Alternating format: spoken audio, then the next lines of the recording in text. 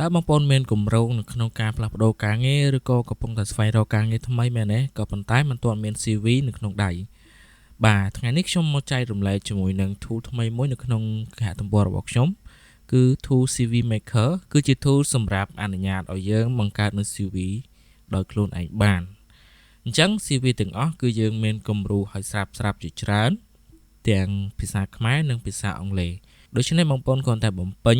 នៅផ្នែកខាងឆ្វេង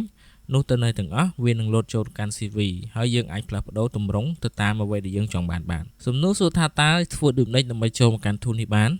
ដូច្នេះបងប្អូនចូលមកកាន់ website របស់ខ្ញុំ chunpanlok.com ឬក៏ចុចទៅតាម link ខាងក្រោមបន្ទាប់មកបងប្អូនអាចចូលមកកាន់ tool នេះហើយឬក៏នៅពេលដែលបងប្អូនចូលមកកាន់គេហទំព័ររបស់ខ្ញុំដំបូងអញ្ចឹងបងប្អូនគ្រាន់តែចុច search ហើយវាយពាក្យថា CV នឹងឃើញ tool នៅខាងលើគេហើយយើងចុចលើនឹងមកអូខេជំហានដំបូងនៅពេលដែលយើងមុននឹងចាប់ផ្ដើម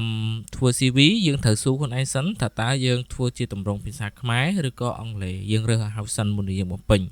បើយើងរើសជាភាសាខ្មែរឥឡូវខ្ញុំរើសខ្មែរមុនអញ្ចឹងនឹងវាទម្រង់មកបែបនេះបាទទម្រង់មកបែបនេះ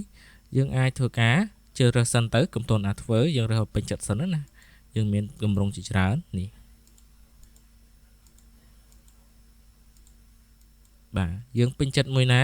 យើងយកមួយហ្នឹងបន្ទាប់ពីយើងពេញចិត្តហើយយើងធ្វើការបំពេញឬក៏យើងរើសរូបថតជាមុនសិនបាទនៅពេលដែលយើងចុចរើសរូបភាពយើងអាចធ្វើការក្របវាបានបាទក្របឲ្យពេញយ៉ាងមកចុចរក្សាទុកបាទអញ្ចឹងវានឹងបានហើយយើងបំពេញឈ្មោះរបស់យើងឈ្មោះជាឡាតាំងជាអីទៅយើងមើលទៅមួយណាដែលយើងគិតថាបំពេញចាំយើងបំពេញចូលក្នុងនេះយើងមានបទពិសោធន៍ការងារបាទទូនទីការងារយើងអីចឹងទៅបាទយើងមានអីទៀតយើងមានផ្នែកការសិក្សាផ្នែកភាសានេះផងដែរយើងអាចបំពេញទៅតាមកម្រិតនៃយើងចេះបានបាទចេះប្រមាណភាគរយគឺវានឹងគណនាមកអូតូហើយណាបាទភាសាហ្នឹងក៏ដូចគ្នាជំនាញក៏ដូចគ្នាជំនាញយើងចេះប្រមាណភាគរយឬក៏ក្នុងនេះគឺវាមានមកស្រាប់អញ្ចឹងបើយើងចង់លុបយើងចុចលុបចេះមកឃើញទេវាខ្លះយើងចេះតែបន្តិចអញ្ចឹងទៅបាទយើងលុបជាក់កាយជាក់ស្ដែងចំណងជើងជំនាញរបស់យើងប្រភេទជំនាញអីចឹងទៅបាទវាចេះខ្លាំងឬចេះតិចយើងកែក្នុងនេះបាទចំណងចិត្តវាបញ្ជាក់ជាបែបនេះយើងអាចទៅ save វាហើយយើងក្បៀសបាទមកថាយើងអានសភៅឬក៏ស្រាវជ្រាវយើងក្បៀសចឹងមកវានឹង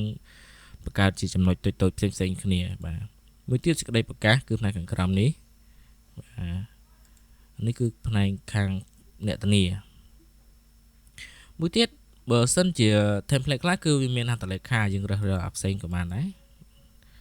វាមាននេះហត្ថលេខានេះបងប្អូនចង់បានអាប្រភេទបែបហ្នឹងគឺយកបែបហ្នឹងមកអានោះសម្រាប់ភាសាខ្មែរសម្រាប់ជាភាសាអង់គ្លេសក៏យើងមានម៉ូដច្រើនដែរបាទនេះម៉ូដទី1ម៉ូដទី2បាទម៉ូដទី3ម៉ូដទី4អញ្ចឹងទៅអញ្ចឹងយើងពេញចិត្តមួយណាយើងយកមួយហ្នឹងបន្ទាប់ពីយើងធ្វើហើយឥឡូវខ្ញុំឧទាហរណ៍ថាខ្ញុំយកម៉ូដមួយនេះចុះបាទមួយហ្នឹង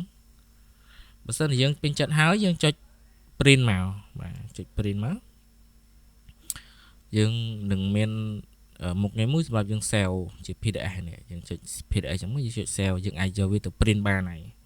អូខេឬក៏នេះយើងខ្វែងចោលយើងចង់បានម៉ូដផ្សេងទៀតបានម៉ូដនេះចុច print មកក៏យើងអាច print បានដែរហើយខ្ញុំសូមបញ្ជាក់ផងដែរថាសម្រាប់ការធ្វើ CV នេះគឺខ្ញុំអត់បានរក្សាទុកទិន្នន័យរបស់បងប្អូនទេ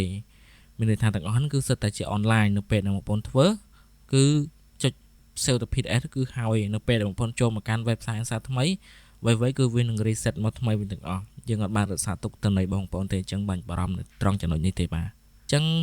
ទូនេះខ្ញុំមានតែប៉ុណ្្នឹងទេបងប្អូនអាចចូលមក check មើលជាក់ស្ដែងមានចង្អុលអាច comment សួរខ្ញុំនៅខាងក្រោមបានហើយបើសិនជាបងប្អូនគិតថាទូនេះល្អមានប្រយោជន៍ដល់បងប្អូនអាចចុច subscribe ឬក៏បងប្អូនអាច donate មកកាន់ខ្ញុំបានដើម្បីជាការលើកទឹកចិត្តអរគុណជួបគ្នាក្នុងវីដេអូក្រោយ